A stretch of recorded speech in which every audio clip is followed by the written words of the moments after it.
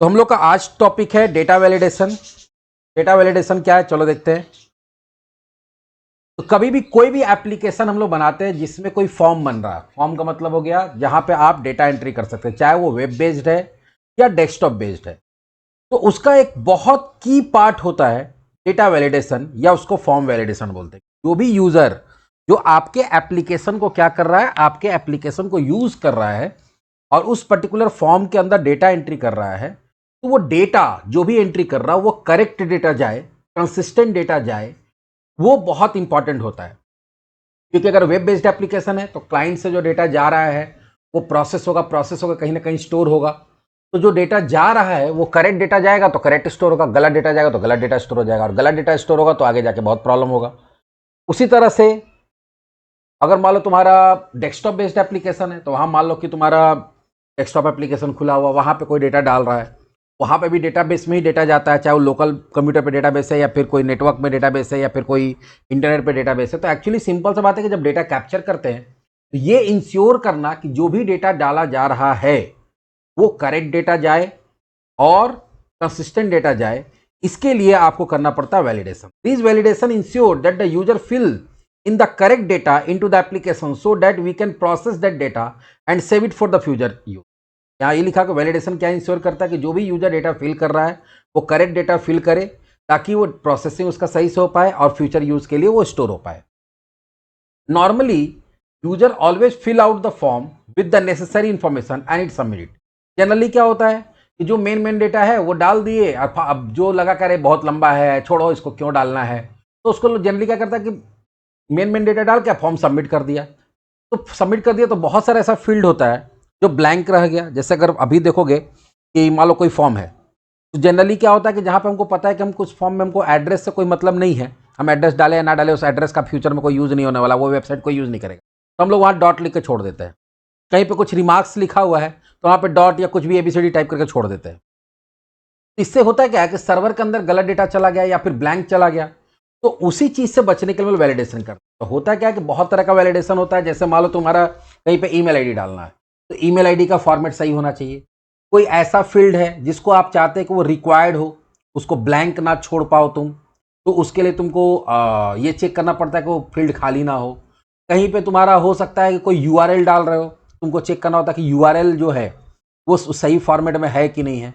कहीं पे हो सकता है तुम्हारे पास कोई ऐसा न्यूमेरिकल वैल्यू डाल रहा हो तुम जिसमें तुम रेंज देना चाहते हो कि ये वैल्यू इससे इसके बीच में ही होना चाहिए।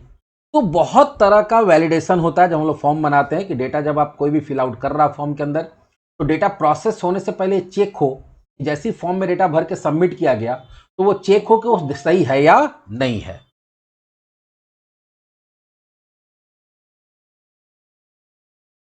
आया वही मोदी।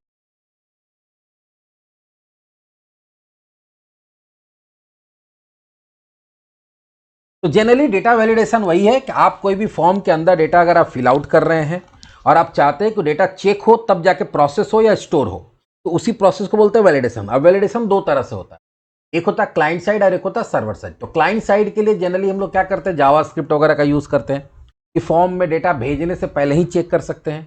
लेकिन हम लोग को जो क्योंकि सर्वर साइड स्क्रिप्ट लैंग्वेज पढ़ रहे हैं, इसलिए हम लोग क्या करेंगे, सर्वर साइड वाला चेक। तो वैलिडेशन इन ASP.NET Core MVC, ASP.NET Core MVC में कैसे वैलिडेशन करते हैं, where we visit any popular website for registration purpose, we notice that the site give us some error message or warning message when you do not put properly formatted data in forms control। कोई भी ऐसे popular website में हम लोग registration कर रहे हैं, login कर रहे हैं, कहीं पे भी कोई डेटा डाल रहे हैं और अगर प्रॉपर फॉर्मेट में डेटा नहीं डालते तो वहां पे एरर आ जाता है। Normally we receive the message below, जैसे जहां पे फॉर्म फील्ड है उसी के नीचे आ जाता है एरर, जैसे please enter your data in correct format in case of phone number, date of birth etc, सब फोन नंबर है, ईमेल आईडी है, डेट ऑफ बर्थ है, तो वहां बोलता है करेक्ट फॉर्मेट डालिए। जिससे वही चीज़ है, please provide the valid email ID. अगर हो सकता है तुम @ छोड़ दिए, डॉट नहीं, तो वहां पे एरर आ सकता है। या फिर ऐसा हो सकता है कि तुम बता के रखो कि अपर केस होना चाहिए, उसमें सिंबल होना चाहिए, एक नंबर होना चाहिए, ऐसा कोई फॉर्मेट बताया हुआ है और वो फॉर्मेट को जैसे पासवर्ड है वहां तुम फॉलो नहीं कर रहे हो, तो वहां पे क्या हो सकता है, वहां पे एरर आ सकता है। तो बहुत तरह का तुम यहाँ पे वैलिडेशन कर सकते हो। हम लोग देखेंगे आगे कौन कौन सा वैलिडेशन होता है और उसके लिए क्या करना पड़ता है। यहाँ पे जनरली वैलिडेशन जो होगा वो सर्वर साइड होगा। सर्वर साइड क्यों होगा, क्योंकि ASP.NET Core एप्लीकेशन का जो भी काम होता है वो कहाँ होता है? सर्वर पे होता है, क्योंकि ये सर्वर साइड स्क्रिप्ट लैंग्वेज है। तो सिर्फ क्लाइंट डेटा भेजेगा, आपका सर्वर कंट्रोलर क्या करेगा, डेटा को रिसीव करेगा और उसके बाद उसको चेक करेगा। तो here the information filled by the user is send to the server and validated using the server side language. Server side validation में क्या होता है कि फॉर्म से डेटा कैप्चर किया जाता है, कैप्चर करके और ब्राउजर क्या करेगा, डेटा को सेंड कर देगा सर्वर को, सर्वर उसको रिसीव करेगा और सर्वर पे जाके सर्वर साइड स्क्रिप्टिंग के थ्रू क्या होता है वो चेक होगा। That is ASP.NET Core ASP.NET MVC। जैसे कि ASP.NET Core MVC में जो भी वैलिडेशन करेंगे हम लोग वो कहाँ होगा, सर्वर पे होगा। क्यों? क्योंकि उसको वैलिडेट कौन करेगा, कंट्रोलर करेगा। और कंट्रोलर कहाँ रन करता है, कंट्रोलर रन करता है तुम्हारे सर्वर पे। In this process, if the data is not validated, a response along with the proper error message sent back to the client, where these messages are shown to the user to be rectified। तो बोला क्या कि अगर मान लो कि सब कुछ validation सही हो गया तो आपको जो प्रोसेस करना है, डेटाबेस में स्टोर करना है या और भी कोई काम करना है वो हम लोग कर लेंगे। लेकिन अगर इन केस डेटा सही नहीं होता है तो हम लोग क्या कर सकते हैं कि क्या एरर है वो एरर को डाल के फॉर्म के अंदर वापस फॉर्म को कहाँ भेज दिया जाता है, एरर के साथ भेज दिया जाता है क्लाइंट के पास, ताकि क्लाइंट वो एरर को समझ के उसको रेक्टिफाई कर पाए। This type of validation is always, हाँ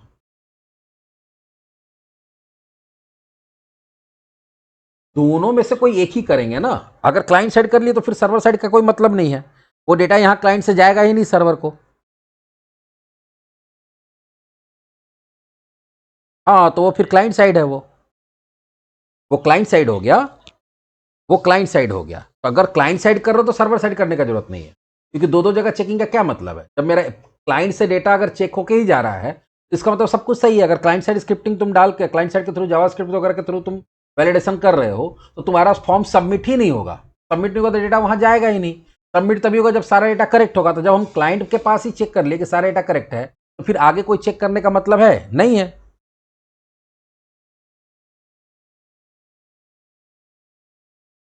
देखो अब उस सिक्योरिटी के लिए तुम करना चाहो कर सकते हो, कोई दिक्कत नहीं है। अब मान लो ठीक तुम बोल रहे हो कि अगर तुम करना चाहो तो कर सकते हो, उसमें यहाँ पे रोका हुआ थोड़ी है। लेकिन हम एक जनरल केस में बता रहे हैं कि हम डबल मेहनत क्यों करें। लेकिन अगर मान लो तुम एकदम पूरा सिक्योर एप्लीकेशन बनाना चाहते हो, तुम कहीं से जगह नहीं छोड़ना चाहते हो तो ठीक है करो, तुम दोनों जगह करो, कोई प्रॉब्लम नहीं है, कर सकते हो। हाँ होगा, होने के लिए सब कुछ पॉसिबल है। हम बोल रहे कि हम एक्स्ट्रा हम लोग मेहनत क्यों करेंगे जब हम क्लाइंट साइड कर ही लिए हैं। तो फिर हम वहाँ नहीं, अगर तुम चाहते कि नहीं तो 100% सिक्योर रहे, हमारा वेबसाइट का कोई ऐसा यूजर है जो बहुत टेक्निकल है, जो सर्वर साइड को क्या कर सकता है, सॉरी क्लाइंट साइड को जावास्क्रिप्ट को डिजेबल कर सकता है ब्राउजर में, तो ठीक है हो सकता है उस तरह का कोई यूजर हो तो उससे बचने के लिए वहाँ से कर सकते हो, दोनों तरफ से कर सकते हो। लेकिन हम लोग जो अभी पढ़ने जा रहे हैं वो क्लाइंट साइड नहीं पढ़ने जा रहे हैं, हम लोग क्या पढ़ने जा रहे हैं, सर्वर साइड, क्योंकि वो जावास्क्रिप्ट का पार्ट है क्लाइंट साइड। ठीक है, वो जो तुम बोल रहे हो देखो यहाँ मेरे नोट्स में भी लिखा हुआ है। ठीक है, क्या लिखा हुआ जो यहाँ पे देखो नीचे में, वो चीज़ तुम जो बोल रहे हो वो अभी हम आगे बताने वाले थे, वो चीज़ यहाँ पे ऑलरेडी बताया हुआ है। क्या बताया हुआ देखो, if the data is not validated response है तो वो चला जाएगा। ठीक है, this type of validation is always secure because user disable the scripting language in the browser then also it will work. तो वही चीज़ तुम जो बोले वही यहाँ पे भी देखो हम आगे बताने वाले भी थे। ये सर्वर साइड से फायदा ये है कि क्लाइंट साइड में करो चाहे मत करो, अगर हम सर्वर साइड किए तो ये हमेशा सिक्योर रहेगा। क्लाइंट साइड नहीं भी करोगे तो कोई प्रॉब्लम नहीं है, क्योंकि मेरा सर्वर पे तो हो ही रहा है। तो अगर वहां पे मान लो तुम क्लाइंट साइड कर भी दिया और सर्वर साइड भी कर दिया, क्लाइंट वाला मान लो तुम क्या करिए सर्वर स्क्रिप्टिंग को डिजेबल कर दिया, लेकिन सर्वर पे तो वैलिडेट हो ही जाएगा वो। तो इसलिए बोले कि डबल मेहनत करके, जब मेरा यहाँ पे वहां से भी डेटा आएगा तो यहाँ चेक होना ही होना है, तो हम वहां जबरदस्ती दोबारा क्या है चेक करेंगे। हाँ वहां से एक बेनिफिट हो सकता है कि वहां से डेटा आ रहा है, फिर यहाँ चेक हो रहा है, फिर यहाँ से रिस्पॉन्स जा रहा है, तो वो थोड़ा स्लो होगा, वो थोड़ा स्लो होगा। वहीं पे अगर चेक हो जाए तो वो थोड़ा स्लो नहीं होगा, वो थोड़ा फास्ट होता है, वो अलग बात हो गया। तो at the same time it can bypass bye the user very easily, तो वहां वाला बाईपास हो सकता है लेकिन यहाँ वाला बाईपास नहीं हो सकता सर्वर वाला। अब बात आता है कि यहाँ पे हम लोग वैलिडेशन कैसे करते हैं। तो यहाँ पे जनरली मॉडल वैलिडेशन होता है। मॉडल वैलिडेशन का मतलब क्या होता है कि आप जो मॉडल बनाते हैं फॉर्म के लिए, चाहे वो व्यू मॉडल बनाइए चाहे नॉर्मल मॉडल बनाइए, मॉडल में ही आप क्या करते हैं वो सारा एट्रीब्यूट के थ्रू सेटिंग कर देते हैं प्रॉपर्टीज के साथ। क्योंकि देखो यहाँ पे जो भी कंट्रोल होगा, जो भी बॉक्स या इनपुट बॉक्स बना हुआ होगा, कॉम्बो बॉक्स बना हुआ होगा, रेडी बटन बना होगा, वो किसी ना किसी प्रॉपर्टी के साथ बाइंडेड होगा। तो जिस प्रॉपर्टी के साथ बाइंडेड होगा तो हम लोग को करना क्या होगा कि वो प्रॉपर्टी पे ही आपको वैलिडेशन एट्रीब्यूट बताना पड़ता है। आप वैलिडेशन एट्रीब्यूट मॉडल के अंदर बता देंगे तो वो पर्टिकुलर वैलिडेशन उस पर्टिकुलर प्रॉपर्टी के साथ जो लिंक कंट्रोल है उसके साथ वो क्या होता है, वो वैलिडेशन उस पर अप्लाई हो जाता है। तो यहाँ पे बहुत सारा देखोगे हम यहाँ पे लिखे हुए नाम, जैसे रिक्वायर्ड है, स्ट्रिंग लेंथ है, कंपेयर है, ईमेल है, फोन है, क्रेडिट कार्ड है, रेंज है, यूआरएल है, रेगुलर एक्सप्रेशन। तो ऐसे बहुत सारा तुम्हारा क्या है, ऐसे बहुत सारा तुम्हारा एट्रीब्यूट्स है जो अलग अलग पर्पस के लिए यूज होता है। जैसे सबसे पहला जो है वो कौन सा एट्रीब्यूट है, रिक्वायर्ड। ये बहुत ज्यादा यूज होता है। रिक्वायर्ड का काम क्या होता था, the required attribute use to built in data annotation use to ASP.NET ASP.NET Core MVC to ensure that the field is not left empty by the user. तो कोई भी ऐसा फील्ड है जिसको आप रिक्वायर्ड करना चाहते हैं, रिक्वायर्ड का मतलब क्या हो गया कि मैंडेटरी या कंपलसरी करना चाहते हैं, उसको आप लेफ्ट आउट नहीं कर सकते, उसको एम्प्टी छोड़ नहीं सकते हैं। तो वैसे फील्ड के ऊपर क्या लिखना होता है, आपको लिखना होता है रिक्वायर्ड एट्रीब्यूट डालना होता है। It is mainly used for server side validation and also support client side validation when used with Razor View। तो वहां पे क्लाइंट साइड वैलिडेशन भी हो सकता है, सर्वर साइड भी हो सकता है। अब यहां पे देखो क्या है, एक एक इंपॉर्टेंट चीज, इसको लिखा कैसे जाएगा। एक तो हो सकता है कि सीधा स्क्वायर ब्रैकेट में रिक्वायर्ड लिख दे किसी प्रॉपर्टी के ऊपर। इसका मतलब कि नेम के लिए अगर आप कोई ब्लैंक छोड़ के सब फॉर्म सबमिट करते हैं तो वहां पे क्या होगा, एरर आ जाएगा।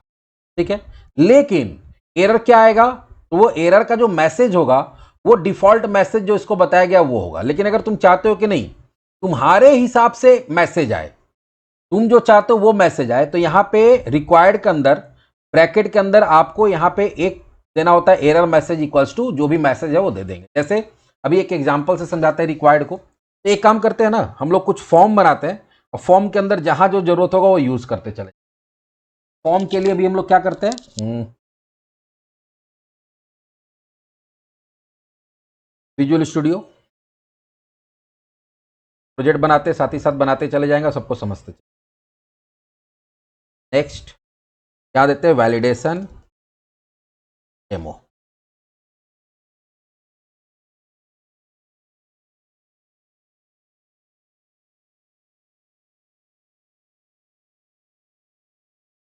सबसे पहले आपको मॉडल बनाना होता है, मॉडल से ही बाइंड होगा तुम्हारा व्यू, ठीक है, और व्यू में ही इसके थ्रू ही डेटा डाल के भेजा जाएगा। तो सबसे पहले मॉडल बनाते हैं, राइट क्लिक, ऐड, और यहां पे देते हैं क्लास, और यहां पे एक हम लोग नाम दे देते हैं इसका user.cs। यूजर का रजिस्ट्रेशन करना चाहते आ गया। अब इसके अंदर सबसे पहला होगा वो होगा हमारा user name, public string user name get set. और हम लोग क्या चाहते हैं, ये जो प्रॉपर्टी है ये कंपलसरी होगा, तो यहां पे क्या लिख दिया, रिक्वायर्ड। ठीक है, तो रिक्वायर्ड लिख देने से क्या होगा कि अभी अगर इसके बेसिस पे कोई फॉर्म जनरेट किया जाता है या कोई फॉर्म बनाया जाता है, और उस फॉर्म में अगर इस फील्ड इस पर्टिकुलर प्रॉपर्टी से रिलेटेड जो फील्ड है अगर वो लेफ्ट आउट छोड़ा जाता है तो वहां पे एक मैसेज आ जाएगा। कैसे आएगा, चलो देखते हैं। हम लोग क्या करते हैं, चलते हैं एक कंट्रोलर भी बना लेते हैं, राइट क्लिक, ऐड कंट्रोलर, और उसका नाम देते हैं, हाँ, और यहाँ पे कंट्रोलर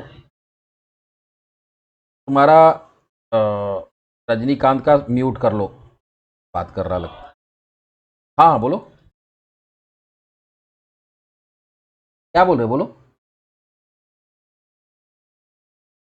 हाँ हाँ बोलो, आ रहा आवाज।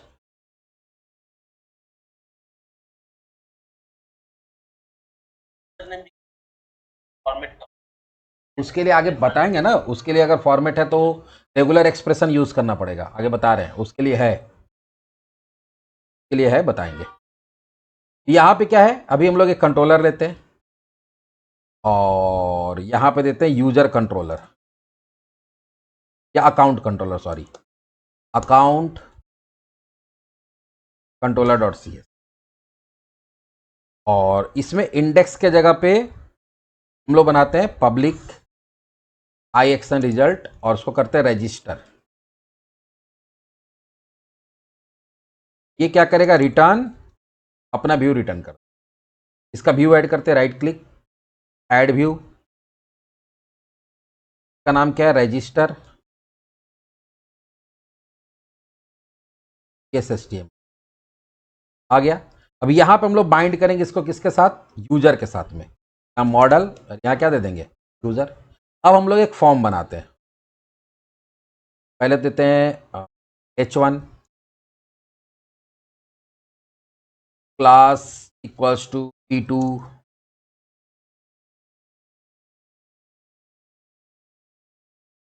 empty2 मार्जिन बॉटम,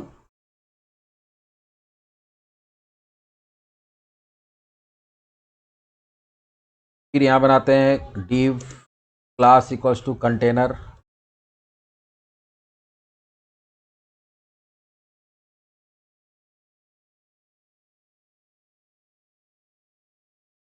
हाँ बोलो।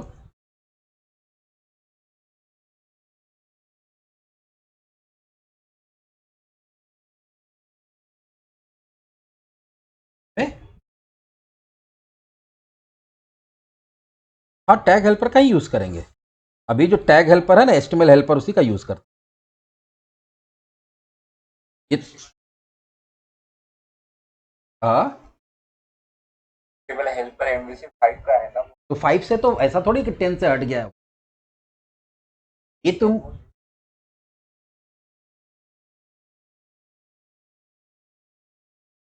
टैग हेल्पर तो उसके थ्रू हम लोग अपना हेल्पर बनाते हैं ना। टैग हेल्पर जो लास्ट क्लास मैंने पढ़ाया वही तुम बोल रहे हो ना। तो वो होता है जब आप, हाँ तो हाँ तो SP4 वाला ही। देखो, मैं समझ नहीं पा रहा हूँ। एक होता है SP4 वाला, तुम क्या बोल रहे हो, बनाने के लिए या उसको नहीं बनाने के लिए? हाँ, तो वही तो करूंगा अभी मैं वही करूंगा। ठीक है, ठीक है, वो कोई दिक्कत नहीं है। तो यहाँ पे div क्लास इक्वल्स टू, यहाँ पे तुम कोई भी, अभी तो फिलहाल हम लोग चाहे तो HTML हेल्पर भी यूज कर सकते हैं, एडिटर फॉर भी यूज कर सकते हैं, या तुम अगर बोलोगे तो हम लोग वो इनपुट वाला SP4 वाला भी यूज करेंगे, कोई प्रॉब्लम नहीं है। तो सारा कुछ जो तुमको सुटेबल लगता है तुम कर सकते हो। यहाँ पे क्लास हम लोग देते हैं कॉलम। देखो, ऑप्शन तुम्हारे पास सारा है घर में। अगर तुम्हारे पास 3 बाइक है, तुम्हारे पास एक स्कूटी भी है, इलेक्ट्रिक बाइक भी है, तुम्हारे पास बुलेट भी है, तो तुम्हारे पास तुम्हारा चॉइस है। तुम जिसको जिस पे तुमको मन करेगा, आज मन कर रहा है कि तुमको तेल नहीं जलाना है तो तुम स्कूटी लेके निकल गए। तुमको मन कर रहा है कि नहीं आज हमको भौकाल बनाना है तो बुलेट लेके निकल गए। तुमको लग रहा है कि नहीं आज हमको सीधा सादा दिखना तो स्प्लेंडर लेके निकल गए।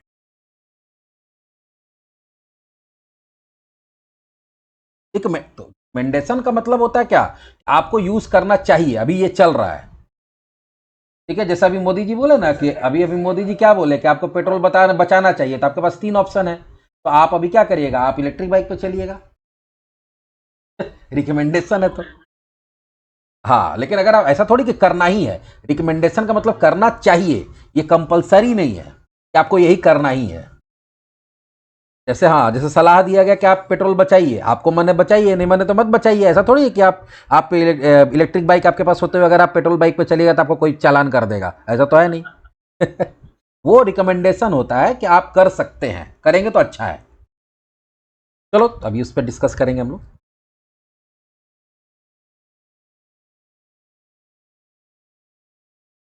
तुम बोलो उसी से बना देते, कोई दिक्कत। कॉलम MD6, यहाँ देते हैं बॉडी 3 और पैडिंग।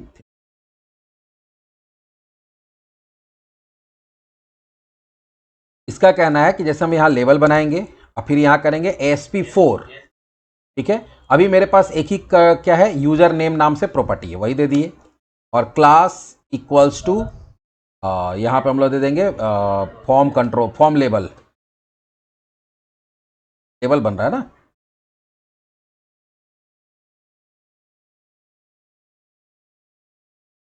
ठीक है, उसके नीचे हम लोग क्या बनाएंगे, उसके नीचे बनाएंगे हम लोग कंट्रोल इनपुट SP4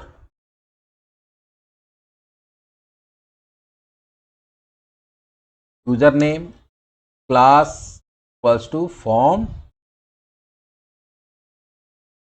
और इसका जो एरर मैसेज होगा उसको दिखाने के लिए एक एडिशनल प्रॉपर्टी आपको डालना पड़ता है, डेट इज स्पैन। और उसमें होता है ASP validation 4, pan ASP validation 4, ये किसके लिए होगा? User name.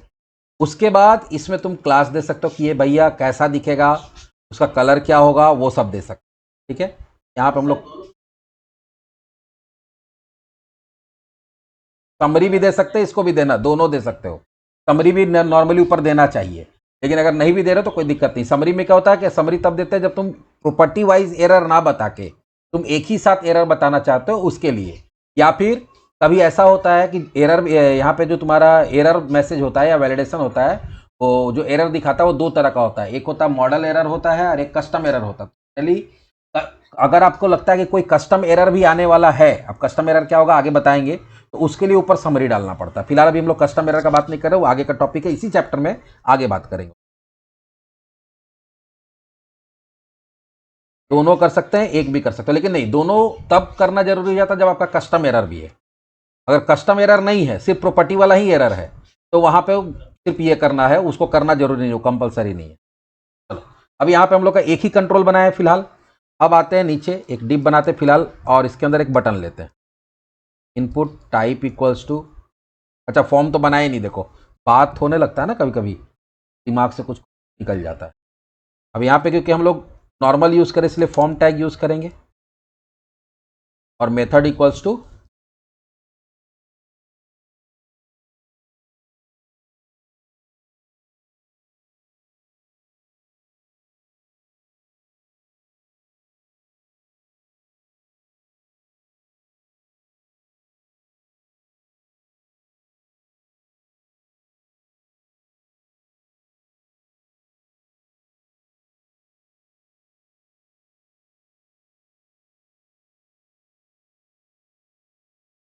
थोड़ा जोर से बोलो, सुनाई नहीं दे रहा है।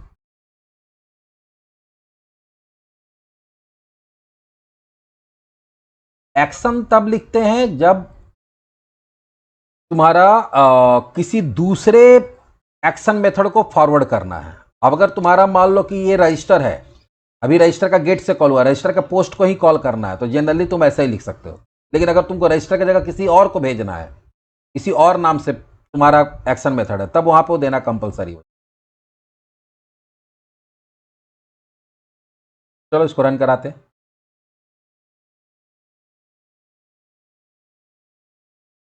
पहले देखते हैं फॉर्म कैसा दिख रहा है।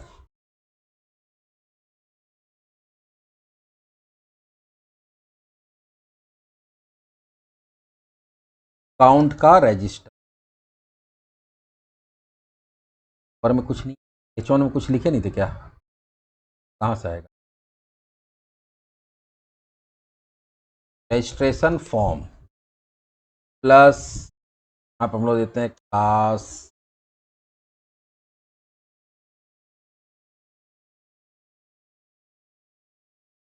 ये फॉर्म आ गया। अब अगला काम क्या करना है कि इस पे जब सबमिट करेंगे, तो सबमिट करेंगे तो क्या होगा, ये अपना भी जैसे तुम बोले तो वहां पे नहीं दिए, तो जब नहीं देंगे तो ये किसको कॉल करेगा? HTTP पोस्ट, रजिस्टर का पोस्ट को कॉल करेगा। यहां होगा पब्लिक आई एक्शन रिजल्ट रजिस्टर, ये रजिस्टर जो होगा वो मॉडल लेके आएगा। यहां देंगे यूजर का यूजर,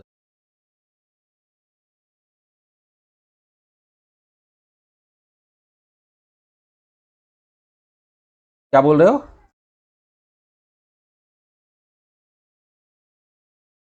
पोस्ट को कॉल करेगा, हाँ रजिस्टर के नेम से ही पोस्ट को कॉल कर देगा, क्योंकि वहां मेथड पोस्ट दिया हुआ है। अब यहां कहा, हाँ,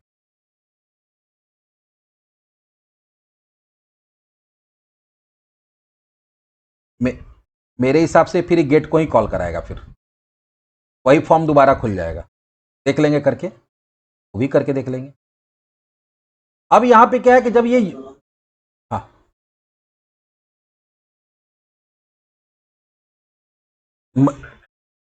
मल्टीपल पोस्ट मतलब समझे नहीं हम। हम्म, हम्म, अपने रजिस्टर को करेगा। क्योंकि ये जो तुम्हारा अभी जो गेट जो खुला हुआ है, अभी ये किसको कॉल कराया हुआ है, ये किसका व्यू खुला हुआ है, रजिस्टर का खुला हुआ है, तो रजिस्टर के ही पोस्ट को कॉल कराएगा वो। जिसका गेट खुला हुआ रहेगा ना उसी का पोस्ट खुले। अब है कि भाई वैलिडेशन कैसे करते हैं, तो यहां वैलिडेशन करना बहुत ईजी है। आपको होता क्या है कि जब वहां से डेटा आता है, तो जब डेटा आता है तो एक ऑब्जेक्ट यहां पे क्रिएट होता है मॉडल स्टेट, और उसके साथ क्या आता है, वहां से मॉडल स्टेट भी आता है। मॉडल स्टेट का मतलब क्या होता है, पहले समझो। स्टेट किसको बोलते हैं, स्टेट ऑफ एन ऑब्जेक्ट किसको बोलते हैं, स्टेट ऑफ एन ऑब्जेक्ट बोलते हैं कि जो भी मॉडल है उसका जितना भी प्रॉपर्टी है, अब property plus value equals to state of an object होता है। ये उप्स का कॉन्सेप्ट है, एकदम बेसिक बच्चा वाला। जो उप्स पढ़ता है तो वो लोग पढ़ता है कि कोई भी ऑब्जेक्ट के पास तीन चीज होता है। ऑब्जेक्ट के पास होता है तुम्हारा आइडेंटिटी, स्टेट और बिहेवियर। तो स्टेट का मतलब होता है कि कोई भी एक ऑब्जेक्ट है, जैसे मान लो अभी क्या होगा कि वहां से यूजर क्लास का ऑब्जेक्ट बना, तो यूजर क्लास का ऑब्जेक्ट और उसके अंदर जितना भी प्रॉपर्टी, फिलहाल एक प्रॉपर्टी, तो property plus value equals to object of this state. कि उसका ऑब्जेक्ट क्या है, तो भाई उसका जो प्रॉपर्टीज है उसके अंदर अभी जो वैल्यूज है वो दोनों का कॉम्बिनेशन स्टेट होता है। तो उसी चीज के लिए यहां पे क्या होता है कि अगर आपको चेक करना है कि मॉडल का स्टेट वैलिड है कि नहीं है, तो यहां पे ऑटोमेटिक एक क्लास का ऑब्जेक्ट बनता है जिसका नाम है मॉडल स्टेट। आपको क्या करना पड़ता है, मॉडल स्टेट, इसके बारे में आगे डिटेल में यहाँ पे नोट्स में भी बताएंगे जब वहां पहुंचेंगे, तो यहाँ पे लिखा हुआ है ना मॉडल स्टेट। ये क्या लिखा हो, model state is used to check whether the data submitted from a view is valid और not on the model binding and validation attribute. तो जो भी वैलिडेशन एट्रीब्यूट बताया गया और वो एट्रीब्यूट जिस मॉडल के वो जो भी तुम्हारा मॉडल के साथ जो भी कंट्रोल तुम्हारा बाइंड है वो सही है कि नहीं है, उसको चेक करने के लिए, उसका स्टेट चेक करने के लिए हम लोग किसका यूज करते हैं, मॉडल स्टेट का। In simple word, model state equals to validation result of the user input. जो भी यूजर इनपुट है उसका जो वैलिडेशन का रिजल्ट है वो ये बताता है। मॉडल स्टेट में होता क्या है, तो data is sent from view to controller, data जैसी व्यू को कंट्रोलर को भेजा जाएगा। तो ASP.NET bind data to the model. ASP.NET क्या करता है कि जो भी तुम्हारा डेटा फॉर्म में डाला गया है उसको मॉडल के प्रॉपर्टी के साथ बाइंड कर देता है, ठीक है। और उसके बाद क्या करता है कि वो प्रॉपर्टीज के साथ जो भी रिक्वायर्ड रेंज जो भी एट्रीब्यूट लगा के रखे उसके साथ बाइंड कर देता है, plus store the result in model state. तो जब तुम्हारा, ध्यान से सुनना, व्यू से जब कंट्रोलर में डेटा आता है तो दो चीज आता है, एक तो मॉडल आता है और एक मॉडल स्टेट आता है। मॉडल स्टेट में क्या रहता है, तो मॉडल स्टेट में ये डाला हो रहा था कि जैसे वहां पे जैसे तुम व्यू के अंदर डेटा डाले, सबमिट बटन पे क्लिक किए, तो सबसे पहले क्या होगा, सबसे पहले तुम्हारा जितना भी कंट्रोल में डेटा डाला गया है, जैसे मान लो कि यहाँ पे इस कंट्रोल में डेटा डाला गया है टेक्स्ट बॉक्स के अंदर टेक्स्ट बॉक्स ही बन रहा ना, यहाँ पे इस टेक्स्ट बॉक्स में डेटा डाला गया, तो सबसे पहले क्या करेगा, ये जो यूजर ऑब्जेक्ट है, ठीक है, यूजर का जो ऑब्जेक्ट बना हुआ है उसका यूजर नेम वाला प्रॉपर्टी में वैल्यू को डाल देगा, जो भी इस टेक्स्ट बॉक्स में वैल्यू है, प्लस एक अलग सा ऑब्जेक्ट बनाएगा मॉडल स्टेट। और उसके बाद क्या करेगा, मॉडल स्टेट में एक होता है प्रॉपर्टी इज वैलिड, उसमें या तो ट्रू डालेगा तो फॉल्स डालेगा। अब ये ट्रू फॉल्स कैसे डालेगा, तो सारा बैकग्राउंड में प्रोसेस होता है। तो पहले क्या हुआ, पहले टेक्स्ट बॉक्स से डेटा निकाला, फिर जो यहां पे यूजर का जो ऑब्जेक्ट मॉडल, यूजर जो हमारा मॉडल है उसका जो ऑब्जेक्ट बना हुआ है उसका यूजर नेम वाला प्रॉपर्टी में डेटा डाला, फिर देखा कि भैया वो जो मॉडल है, मॉडल के अंदर क्या क्या एट्रीब्यूट अप्लाई किया गया है, और उस एट्रीब्यूट के हिसाब से, वैलिडेशन एट्रीब्यूट के हिसाब से उसमें डेटा है या नहीं है।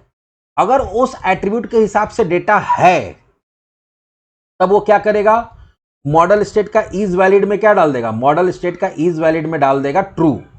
और अगर एक भी ऐसा कंट्रोल है जिसमें प्रॉपर्टी में data according to the validation attribute नहीं है, तो उसमें क्या डाल देगा, फॉल्स डाल देगा। तो मतलब वहां से मॉडल तो आ ही रहा है, मॉडल के साथ एक मॉडल स्टेट आ रहा है जिसके पास एक प्रॉपर्टी है इज वैलिड, उसमें या तो ट्रू आएगा या तो फॉल्स आएगा। ये ट्रू फॉल्स कौन डिसाइड करेगा, ट्रू फॉल्स डिसाइड करेगा आपका ASP.NET।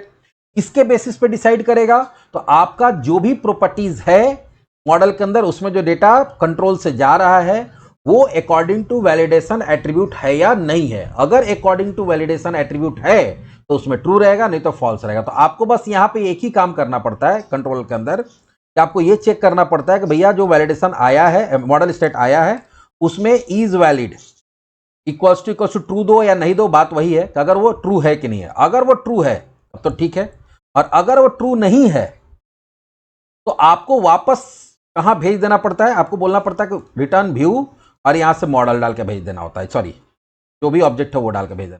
तो अभी हम क्या कर रहे हैं, देखो अगर मेरा मॉडल स्टेट सही है तो हम अभी कोई दूसरा काम करेंगे, हम किसी दूसरे फॉर्म को भेज देंगे या कुछ और काम करेंगे।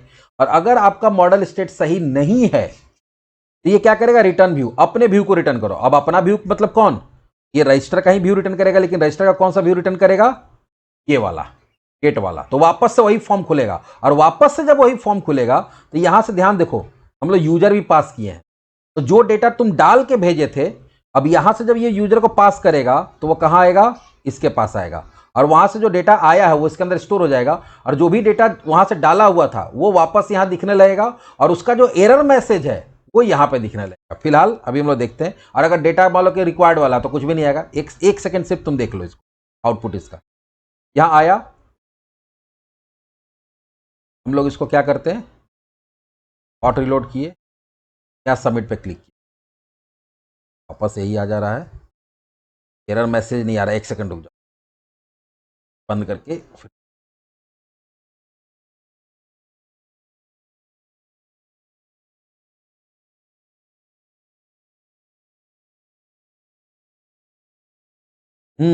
कुछ गड़बड़ है।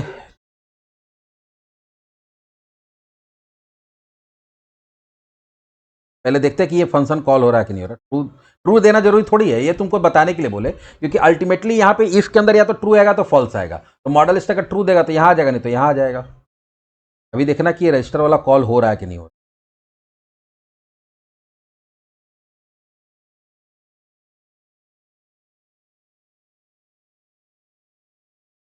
तो कॉल हुआ, यहाँ पे देखो क्या है, यूजर में नल आ रहा है, वेरी गुड।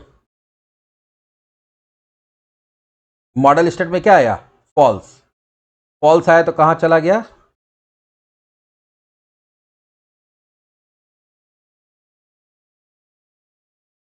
वापस इसी को कॉल कर दे रहा है।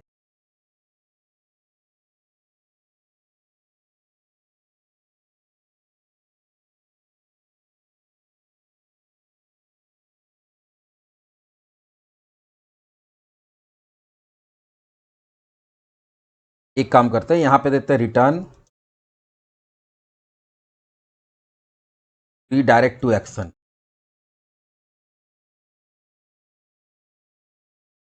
हाँ ट्रू होगा, अभी रुक जाओ थोड़ा सा पहले देखने तो हमको हो क्या रहा है।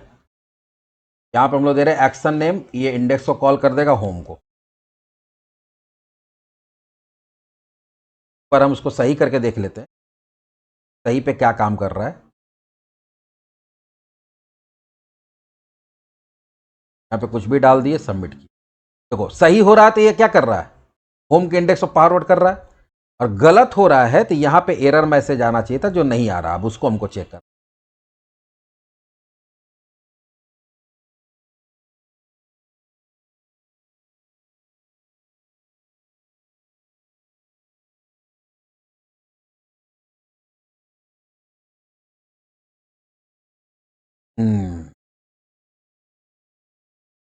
गड़बड़ है, कर रहे हैं।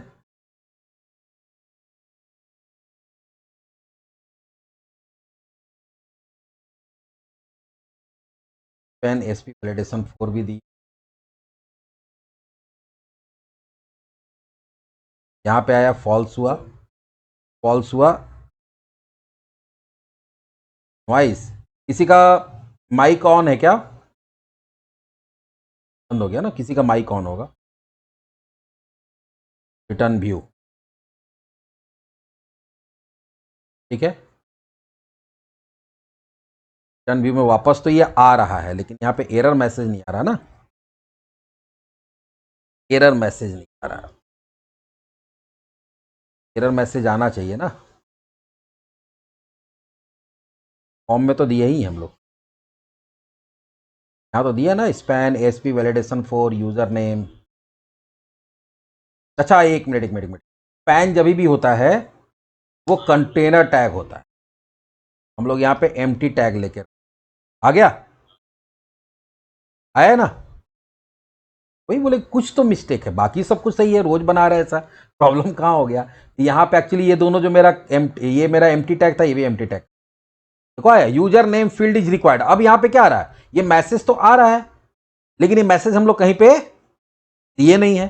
ये क्या होता है कि जो यहां पे बताया हुआ है, अच्छा यहां पे हम ऐसे भी दे सकते हैं यू, सॉरी अब ये देने या नहीं देने से क्या होगा आगे पता चलेगा, फिलहाल अभी हम लोग नहीं दिए। हाँ, हम लोग चाहते क्या है कि यहाँ पे जो मैसेज आया है ये मेरे अकॉर्डिंग आए।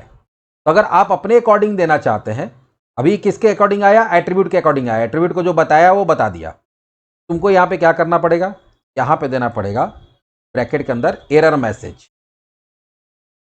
यहाँ पे दे सकते हैं user name field can not be empty, ऐसे करके।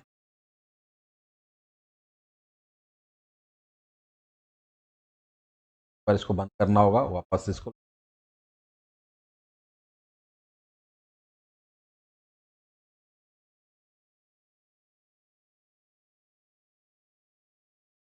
क्या आया, user name field can not be empty, आ गया। और वही अगर हम लोग यहाँ पे सब कुछ सही डाल देते हैं सही हो गया। तो अभी फिलहाल रिक्वायर्ड देखें हम लोग, अभी एक एक करके देखेंगे उसको। यूजर नेम के बाद आपको चाहिए पासवर्ड, क्या चाहिए, password. Public string password get, और अब पासवर्ड भी तुम चाहते हो रिक्वायर्ड रहेगा। यहां पे देखो हम लोग को आ गया, पासवर्ड भी क्या चाहिए हमको, रिक्वायर्ड चाहिए, रिक्वायर्ड दे दिए। और इसमें भी हम एरर मैसेज अपने हिसाब से देना चाहिए, error message equals to password field can not be empty, पहला ये दिए। और दूसरा एक और भी हम लोग देना चाहते हैं, वो देना चाहते हैं स्ट्रिंग लेंथ। क्या देना चाहते हैं, स्ट्रिंग लेंथ। स्ट्रिंग लेंथ में क्या होता है कि तुम बता सकते हो मैक्सिमम और मिनिमम, कि मैक्सिमम कितना हो सकता है और मिनिमम कितना हो सकता है। तो हम लोग देना चाहते हैं कि भैया मैक्सिमम जो है वो तुम्हारा 50 रहेगा और मिनिमम 8 रहेगा। पासवर्ड का जो लेंथ होगा मैक्सिमम 50 और मिनिमम कितना होना चाहिए, 8। उसको देखते कैसे होगा। यहां पे हम लोग क्या कर रहे हैं, देंगे स्ट्रिंग लेंथ। अब ब्रैकेट में यहां देना पड़ता है, सबसे पहले देना पड़ता है मैक्सिमम। तो मैक्सिमम हम लोग चाहते हैं कि 50 होगा। और दूसरा मिनिमम लेंथ, मिनिमम कितना होना चाहिए, 8। और तीसरा दे सकते हैं एरर मैसेज। एरर मैसेज हम लोग क्या देना चाहते हैं भैया, एरर मैसेज देना चाहते हैं कि password length must be between 8 to 50 character long.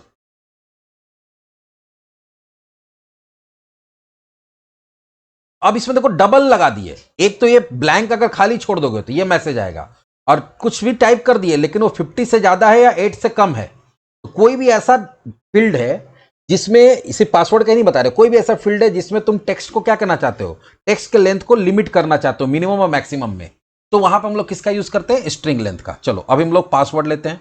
अब पासवर्ड का एक फील्ड बना लेते हैं इसके अंदर। अब धीरे धीरे जैसे जैसे यहां मॉडल बनाते जाएंगे वैसे वैसे फील्ड ऐड करते चले, और इसमें डालते हैं और क्लास, थोड़ा सा गैप बना के रखते जाएगा, देखने क्लास इक्वल्स टू v2 भी आ जाएगा, क्लास इक्वल्स टू, और यहां पे ASP4 क्या कर देंगे, पासवर्ड। यहां पे भी ASP4 क्या कर देंगे, पासवर्ड। और यहां पे भी क्या कर देंगे, वैलिडेशन फॉर पासवर्ड। एक चीज और नहीं बताएं, वो भी अभी हम बता देंगे। हमको एक्चुअली ये पिछले क्लास ही बताना था, मेरे माइंड से स्किप कर गया। वो पासवर्ड आ गया।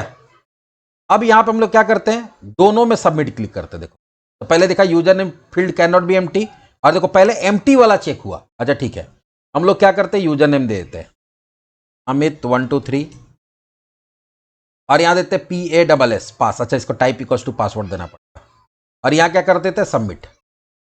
देखो अब यहां पे 4 ही लेटर था, तो यहां पे क्या गया, password list must be between 8 to, यहां देखो एम्प्टी वाला जो रिक्वायर्ड वाला काम नहीं किया, क्योंकि वो तो यहां पे डेटा है। लेकिन इस बार कौन सा काम किया, डेटा है बट उसका स्ट्रिंग लेंथ जो है वो रेंज में नहीं है जो बताया गया। यहाँ पे ये एरर आ गया, यहाँ पे हम लोग ये गलती की है, टाइप इक्वल्स टू पासवर्ड देना।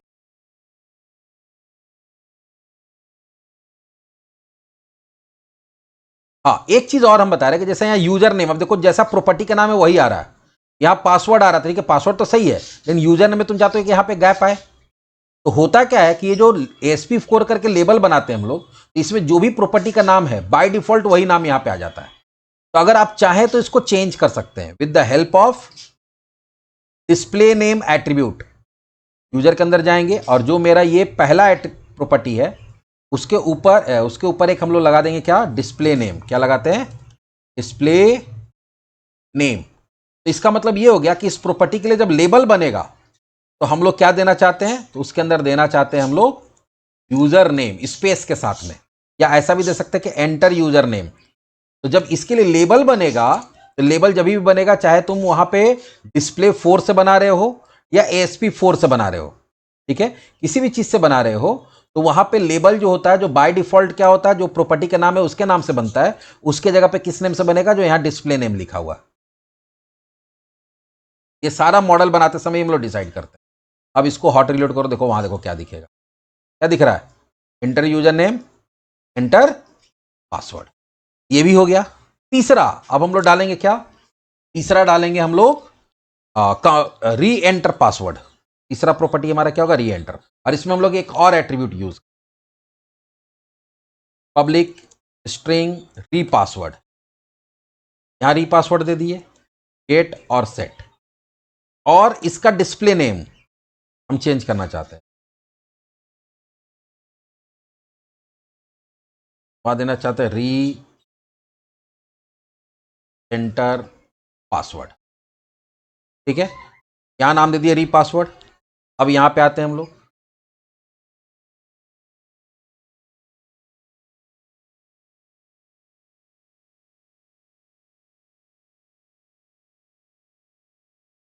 और यहां पे क्या दे देंगे, री पासवर्ड।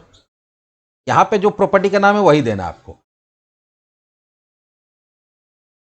लेकिन इसमें वैलिडेशन क्या करना चाहते हैं, इसमें वैलिडेशन हम लोग करना चाहते हैं कि जो तुम्हारा, अच्छा इसके साथ हमको ऊपर में ही करना पड़ेगा, कि अगर मान लो, अभी एक बार इसको रन करा के देख लेते हैं, हॉट रिलोड करके, री पासवर्ड आ गया। अब हम लोग क्या करना चाहते हैं कि जब यहां पे पासवर्ड डालेंगे, यहां पासवर्ड डालेंगे, तो ये दोनों कंपेयर होना चाहिए, ये वाला इसके साथ मैच करना चाहिए। उसको कैसे करेंगे, चलो देखते हैं। हम लोग अगर चाहते हैं मैच कराना कि दोनों में सेम होना चाहिए, उसके लिए कंपेयर नाम का होता है, देखो है ना कंपेयर। तो यहां पर हम लोग क्या कर सकते हैं, जो कंफर्म पासवर्ड या री पासवर्ड है उसके ऊपर क्या करेंगे, कंपेयर लगाएंगे, और कंपेयर लगाने के बाद पहला जो इसके अंदर प्रॉपर्टी होता है वो देना पड़ता है कि ये किसके साथ कंपेयर करेगा। तो कंफर्म पासवर्ड वाला फील्ड का जो वैल्यू है उसको कंपेयर करेगा पासवर्ड वाले फील्ड के साथ में। तो अगर ये दोनों का पासवर्ड मिसमैच होगा तो इसमें नीचे वाला मेरा रह जाएगा पासवर्ड डू नॉट मैच। जैसे अभी मेरा एक प्रॉपर्टी कौन सा है, री पासवर्ड। री पासवर्ड के ऊपर हम लोग एक और लगाते हैं, तो डिस्प्ले नेम है,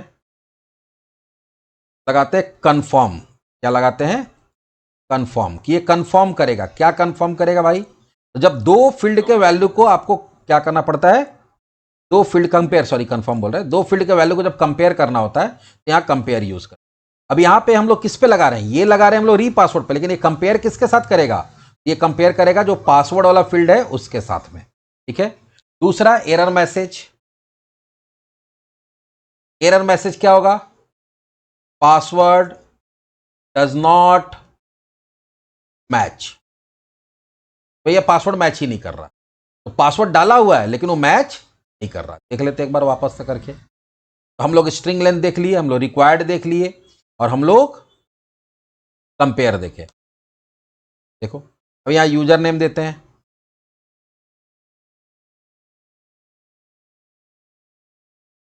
एडमिन 123, पासवर्ड देते PASS123 दिए यहां पे, और यहां पे PASS@123 दे रहे हैं। देख लो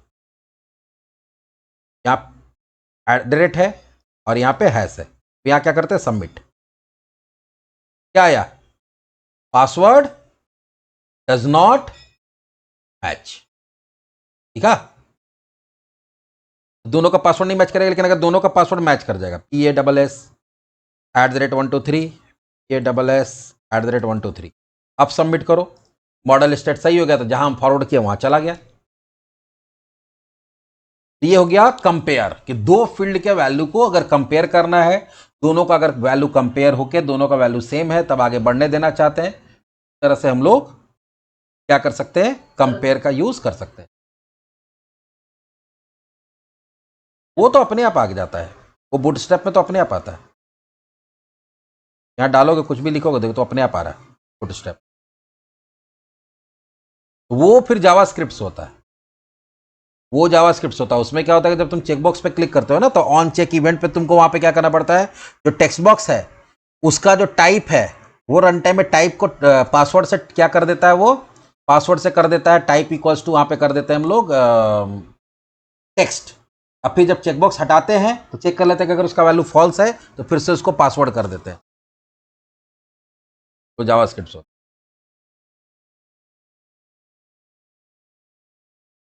ये री पासवर्ड भी हम लोग समझ गए। अब आगे बढ़ते हैं, कंपेयर भी। उसके बाद अब हम लोग कुछ फील्ड बनाना चाहते हैं जो बाकी डेटा भी तो कैप्चर करेगा ना, जैसे यूजर नेम की जगह मान लो कि जो नेम है, नेम कैप्चर करेगा, ईमेल आईडी कैप्चर करेगा, फोन नंबर कैप्चर करेगा, ये सभी तो डालना होता है ना रजिस्ट्रेशन के समय में। तो अब आते हैं पब्लिक स्ट्रिंग नेम, वो था यूजर नेम और ये क्या होगा, नेम होगा।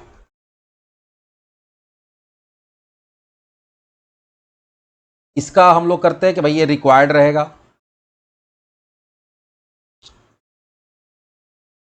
और इसमें एरर मैसेज रहेगा, enter your, please enter your name,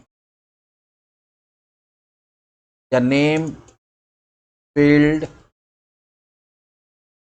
can not be empty, plus इसका डिस्प्ले नेम। ये डिस्प्ले नेम देना जरूरी नहीं है, ये आपको लगता है कि लेबल अपने हिसाब से बनाना देंगे, इसको वैलिडेशन से कोई लेना देना नहीं है। उसके बाद ईमेल एड्रेस लेना चाहते हैं,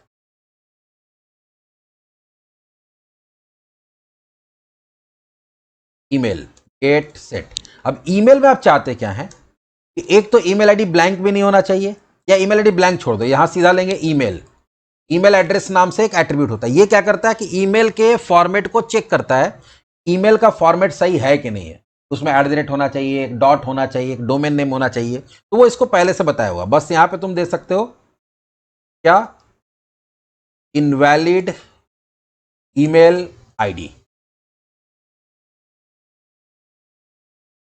क्या बोल रहे हो, एरर मैसेज, हाँ एरर मैसेज यहां पे होगा। तो अगर एरर में ईमेल आईडी गलत होगा तो एरर मैसेज आ जाएगा। नेक्स्ट है phone number, public string phone.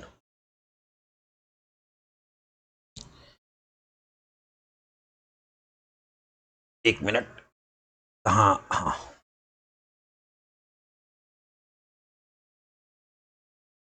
में भी तो हम लोग ये डालेंगे ना, display name, inter email ID,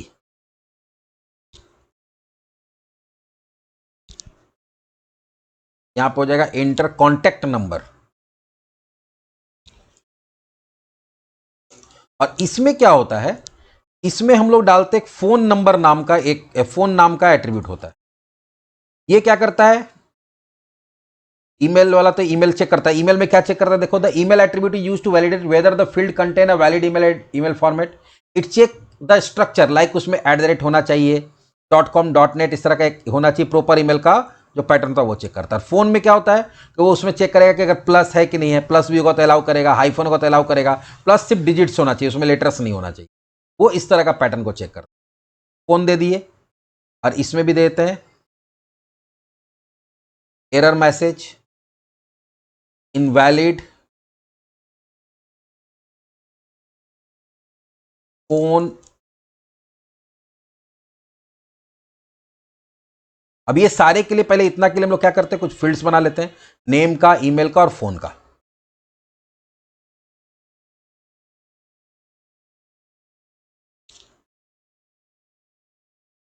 name,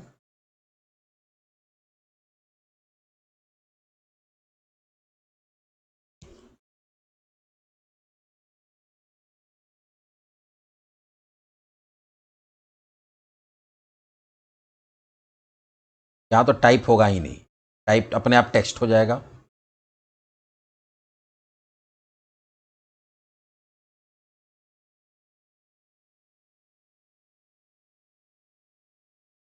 एक ईमेल के लिए बनेगा और एक फोन के लिए बनेगा।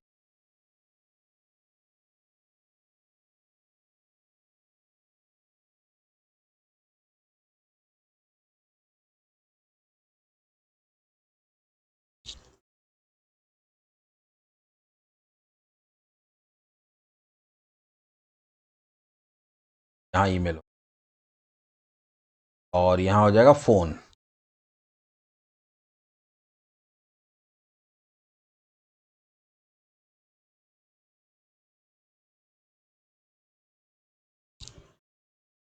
अब फॉर्म का देखते हैं कैसा दिखता है।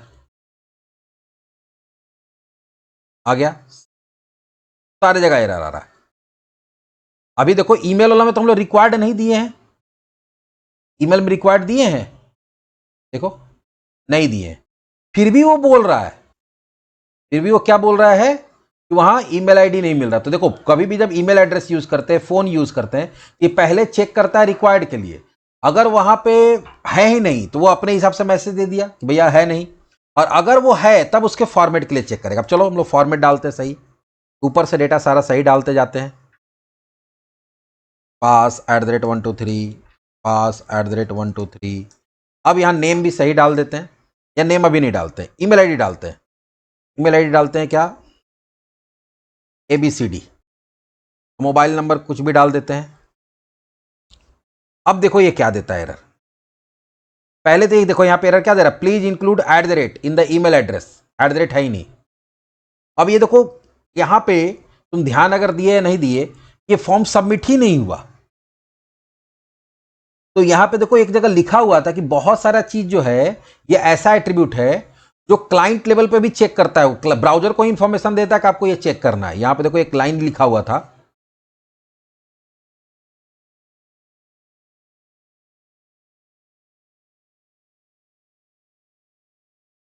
यहीं पे भी हम बताए थे, जहां पे क्लाइंट पे बहुत सारा चीज क्लाइंट लेवल पे भी चेक हो जाता है, ब्राउजर को इंफॉर्मेशन भेजता है। विजिट पॉपुलर वेबसाइट, ये तो नहीं है यहाँ पे। Validated response same time can not bypass, कहीं पे था हम देखे थे।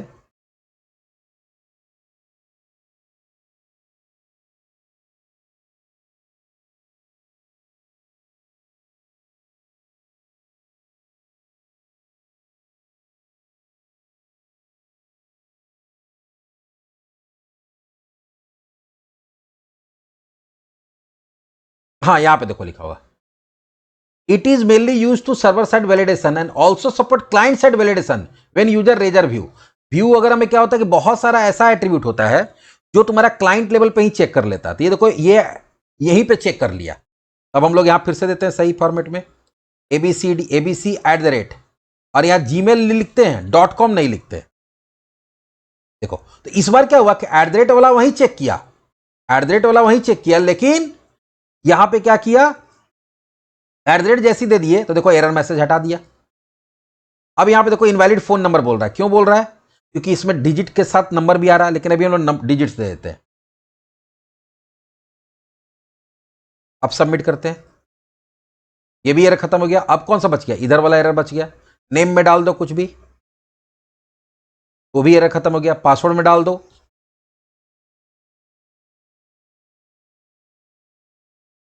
.com नहीं दिए, हाँ हम लोग नहीं दिए हैं, तो वो चेक कर रहा है सिर्फ @ के लिए, वो चेक कर रहा है @ के लिए, .com नहीं चेक कर रहा। फिर अगर .com तुमको करना है तो फिर तुमको क्या करना पड़ेगा, वो रेगुलर एक्सप्रेशन यूज करना पड़ेगा। अगर .com के लिए भी चाहते हो तो ये सिर्फ @ के लिए चेक कर रहा है। यहां देखो लिखा हुआ है ना, मस्ट कंटेन द डोमेन @ वो सिर्फ @ मस्ट कंटेन क्या कर रहा है, @ को चेक कर रहा है।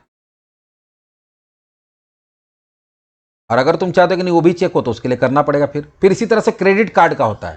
तो जो क्रेडिट कार्ड का फॉर्मेट है जिसमें एक लू एल्गोरिदम यूज होता है, क्रेडिट कार्ड का फॉर्मेट सही है या नहीं है, तो उसके लिए यहाँ पे तो जो वीजा होता है, मास्टर कार्ड होता है, उसको पहले से पता है कौन कौन सा कार्ड का कहाँ पे कौन सा डिजिट होता है। ऐसे तो 12 डिजिट होगा, 12 होता है ना टोटल, 16 होता है, सॉरी 16 डिजिट होता है।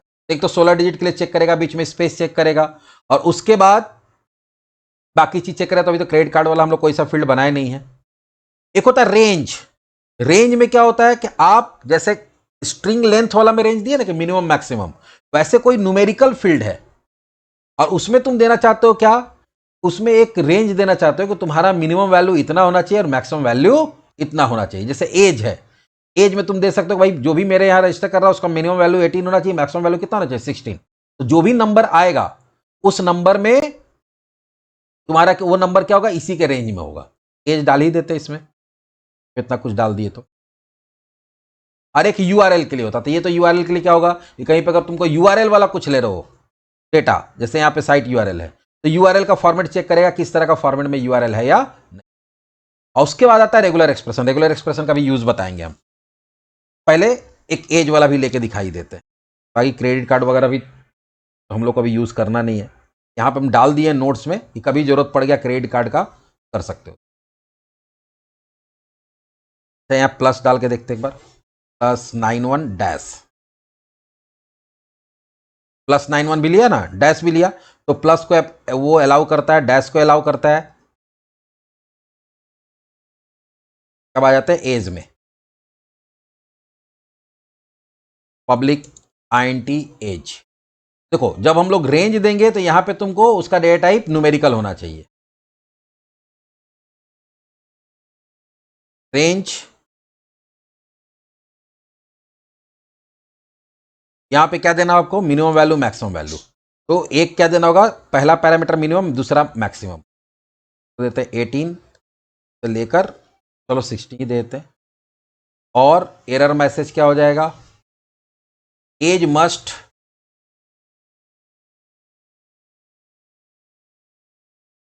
Between 18 and. अब अगर हम लोग जो डेटा डालेंगे,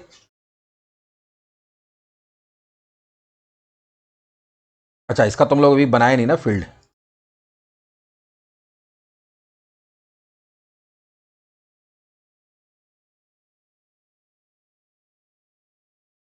ऑल हो गया यहां पे। और इसका भी तो डिस्प्ले नेम होगा।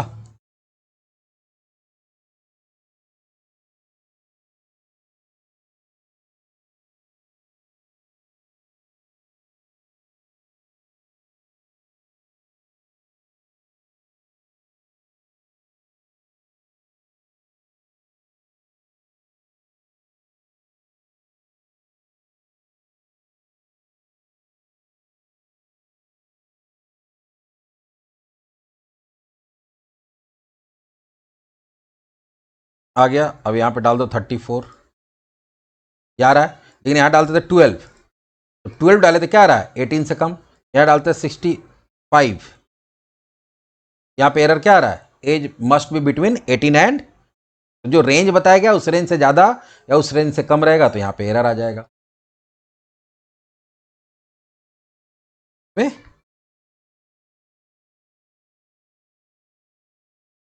क्या दिखा रहा है, हाँ the value blank is invalid, क्योंकि वो न्यूमेरिकल फील्ड है तो उसमें ब्लैंक क्या है, वो डबल कोट्स बता रहा है, ब्लैंक बता रहा है वो।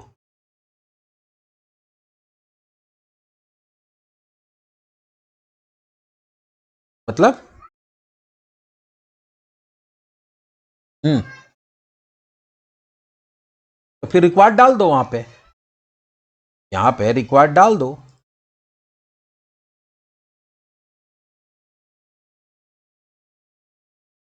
रिक्वायर्ड डाल दो यहां पे।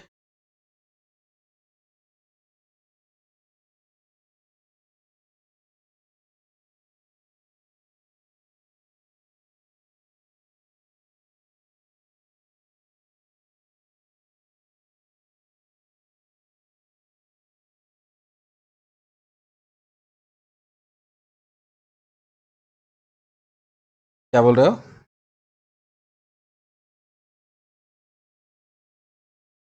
ले, लेबल नहीं समझे हम, तुम क्या,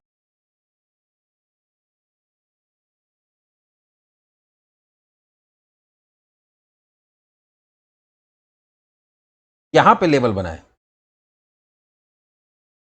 यहाँ पे बोल रहे हो? अच्छा, यहाँ पे इनलेबल बोल रहे हो? अच्छा, लेबल, हमको लेबल सुनाई दे रहा है, नलेबल नहीं सुनाई दे।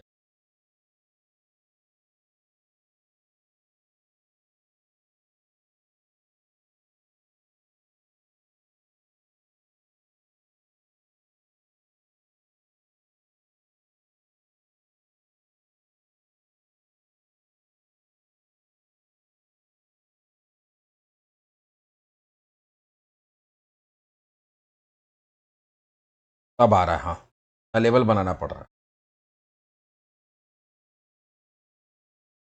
ये इतना सारा वैलिडेशन एट्रीब्यूट है जो हम लोग यूज कर सकते हैं। अब एक और होता है यहां पे, वो होता है तुम्हारा रेगुलर, कि मान लो कि कोई ऐसा एक्सप्रेशन है, कोई ऐसा चेकिंग करना है जिसके लिए तुम्हारे पास कोई एट्रीब्यूट है ही नहीं, तो वहां पर हम लोग किसका यूज करते हैं? हम लोग यूज करते हैं तुम्हारा रेगुलर एक्सप्रेशन का। जैसे यहां पे देखो, रेगुलर एक्सप्रेशन में क्या दिया हुआ है? एट द रेट, ये तो स्ट्रिंग के लिए बताया हुआ है। यहां क्या बताया गया कि जो भी इसके अंदर आएगा वो कैसे आएगा? ए से लेकर जेड कैपिटल में या ए से लेकर जेड स्मॉल में, मतलब सिर्फ अल्फाबेट को अलाउ करेगा और कोई नहीं। यहां पे क्या बताएगा कि ए से लेकर जेड कैपिटल में, ए से लेकर जेड स्मॉल में, या 0 से लेकर 9, मतलब उसमें सिर्फ क्या हो सकता है? उसमें सिर्फ और सिर्फ लेटर हो सकता है, या सिर्फ और सिर्फ नंबर हो सकता है, और कुछ भी नहीं हो सकता। तो इस तरह से अलग अलग तरह का, एक सेकेंड, यहां थोड़ा सा टाइपिंग मिस्टेक है, एक्सप्रेशन। तब इसके लिए तुमको रेगुलर एक्सप्रेशन, अगर जावास्क्रिप्ट पढ़े हो या बहुत जगह सेल स्क्रिप्ट वगैरह के अंदर रेगुलर एक्सप्रेशन बनाने बताया जाता है। जैसे अभी मान लो तुम चाहते हो कि हम लोग यहाँ पे ऐसा देना चाहते हैं कि इसमें स्टार्टिंग में क्या रहेगा? स्टार्टिंग में यूजर नेम में तुम्हारा क्या रहेगा? टेक्स्ट रहना चाहिए, और बाद में कोई भी 3 डिजिट होना चाहिए। टेक्स्ट कितना भी हो सकता है, लेकिन लास्ट में कितना डिजिट होना चाहिए? 3 डिजिट होना चाहिए। ऐसा कुछ कर सकते हो। या पासवर्ड है, पासवर्ड में तुम चाहते हो कि भैया एक कैपिटल, एक स्मॉल और एक डिजिट होना चाहिए कम से कम, तो उसके लिए रेगुलर एक्सप्रेशन बनाना होगा। रेगुलर एक्सप्रेशन बनाने के लिए उतना दिमाग हम लोग नहीं लगाएंगे, हम लोग यहाँ चलते हैं चैट जीपीटी या कोई भी एआई का हेल्प ले लेंगे, और यहाँ क्या करेंगे? Create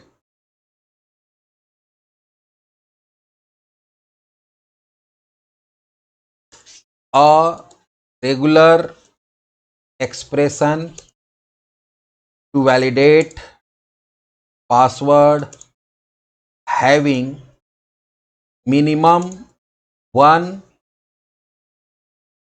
uppercase letter, one lowercase letter, and one punctuation.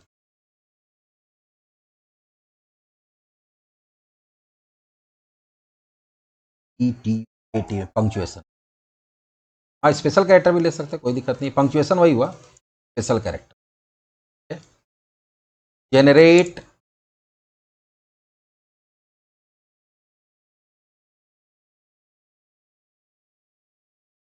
Regular expression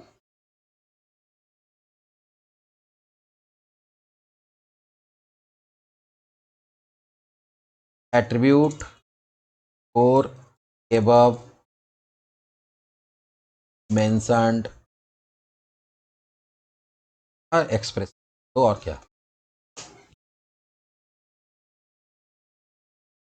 अब यहां देखो इसका क्या है, अब पता नहीं, थोड़ा सा जूम करते हैं। पहले एक्सप्रेशन देखो क्या दिया हुआ, यहां पे एक्सप्रेशन दिया हुआ है, यहां पे स्मॉल में ए से जेड कितना भी हो सकता है, एस्ट्रिक मतलब कितना भी, कैपिटल में ए से जेड कितना भी हो सकता है, और यहां पे /w करके वो बताया गया कि यहां पे तुम्हारा क्या होगा? अंडरस्कोर या ऐसा कुछ करके वाइल्ड कार्ड कैरेक्टर दिया गया, ये आएगा। तो यहां पे देखो कैसे बनाया हुआ है, रेगुलर एक्सप्रेशन, उसको यहां डाल दिया है, और यहां पे क्या किया है? उसको दिखा दिया। बस तुम उसको क्या करो? कॉपी करो। अब इसको समझने जाओगे थोड़ा झमेला वाला चाहिए, question mark equals to asterisk, तो इसको रेगुलर एक्सप्रेशन फिर जावास्क्रिप्ट या कहीं सेल स्क्रिप्ट में पढ़ोगे तब तुमको समझ में आएगा। अगर पढ़े होगा तो समझ में आ जाएगा, नहीं तो बोलोगे तो किसी दिन फिर हमको इसको पूरा एक अलग से क्लास बनाना पड़ेगा। इसके लिए वाइल्ड कार्ड कैरेक्टर पढ़ना पड़ेगा हम लोग को, सारा अलग अलग वाइल्ड कार्ड कैरेक्टर्स होता है।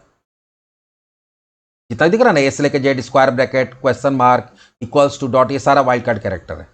फिर वाइल्ड कार्ड कैरेक्टर रेजेक्स बनाने के लिए यूज होता, फिर उसका एक अलग से हमको सेशन लेना पड़ेगा, फिर अलग अलग तरह का बना सकते हो। अभी हम लोग यहाँ क्या करते हैं, पासवर्ड वाले में इसको डाल देते हैं। पासवर्ड वाले में अभी फिलहाल बिना डाले देखते हैं। पासवर्ड में कुछ भी 8 लेटर का डाल देते हैं, 1 2 3 4 5 6 7 8। अभी ये सिर्फ चेक करेगा कि दोनों में सेम है कि नहीं, 1 2 3 4 5 6 7 8।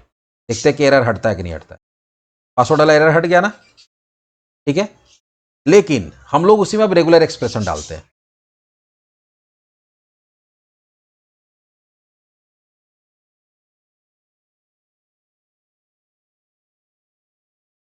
एक के ऊपर डालना पड़ेगा, दूसरा में तो अपने आप चेक कर लेगा, अगर नहीं मैच करेगा तो बोलेगा मैच ही नहीं कर रहा है। एक के ऊपर रेगुलर एक्सप्रेशन डाल दो।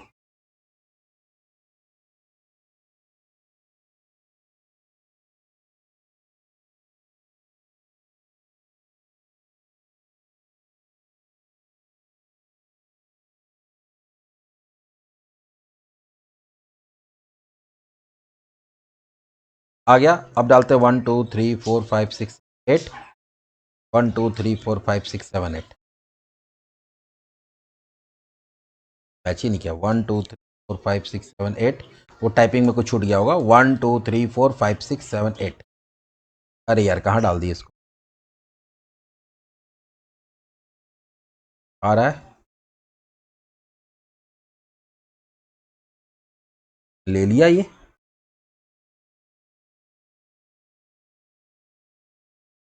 एक बार बंद करके स्टार्ट करते हैं।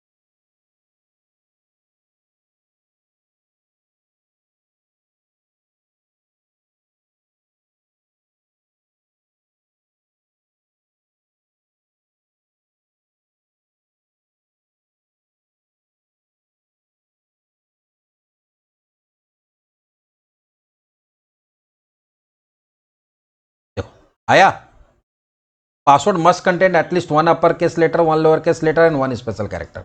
अब देते हैं यहाँ पे कैपिटल PASS @123, ठीक है।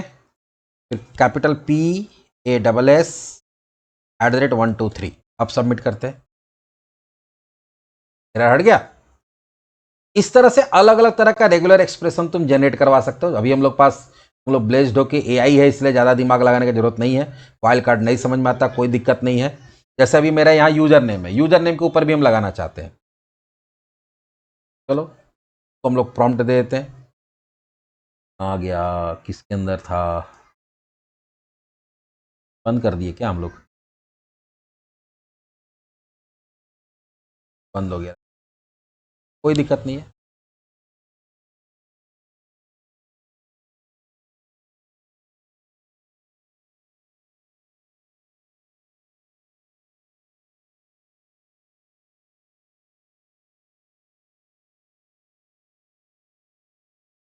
रहेगा तो इजीली फिर हमको पूरा प्रॉम्प्ट नहीं लिखना पड़ेगा। चलो कोई बात नहीं।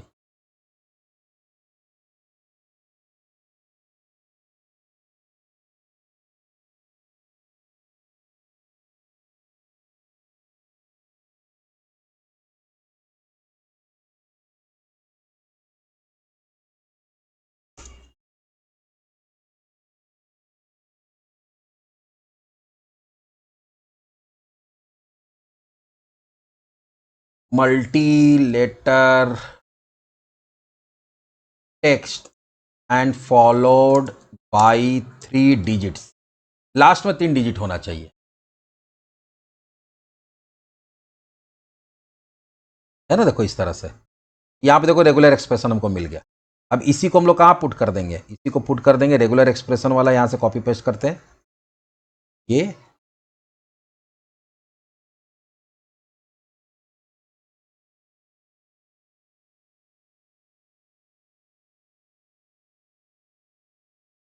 तो यहाँ से कॉपी करते हैं और यहाँ पे प्लस तक है ना, डॉलर तक है, डाल दिए। बाकी एरर मैसेज वगैरह जो भी है,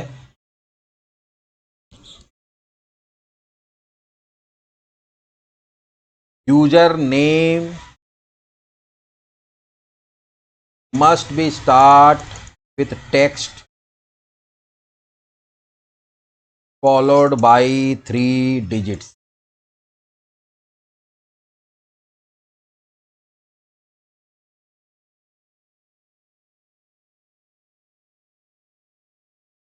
यहाँ बहुत सिंपल है, यहाँ बताया गया क्या कि जितना चाहे उतना टेक्स्ट हो सकता है, लेकिन 0 to 9 कितना हो सकता है? सिर्फ 3 ही हो सकता है।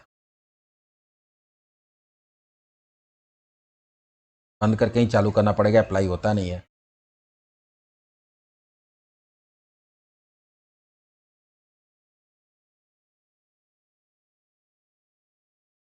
फिलहाल एडमिन लिखते हैं ऐसे ही। आ रहा है, लेकिन अगर एडमिन 1 2 3 कर देते हैं, एरर गायब हो गया। ABC 2 2 2 कर दो, नहीं आ रहा है। तुम अगर A 1 2 3 भी कर दो,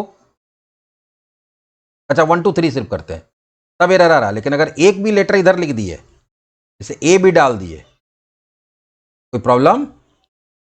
इस तरह से जहां पे कोई ऐसा कस्टम आपको वैलिडेशन करना है जिसके लिए कोई एट्रीब्यूट अवेलेबल नहीं है, तो वहां पर हम लोग किसका यूज करते हैं? Regular expression.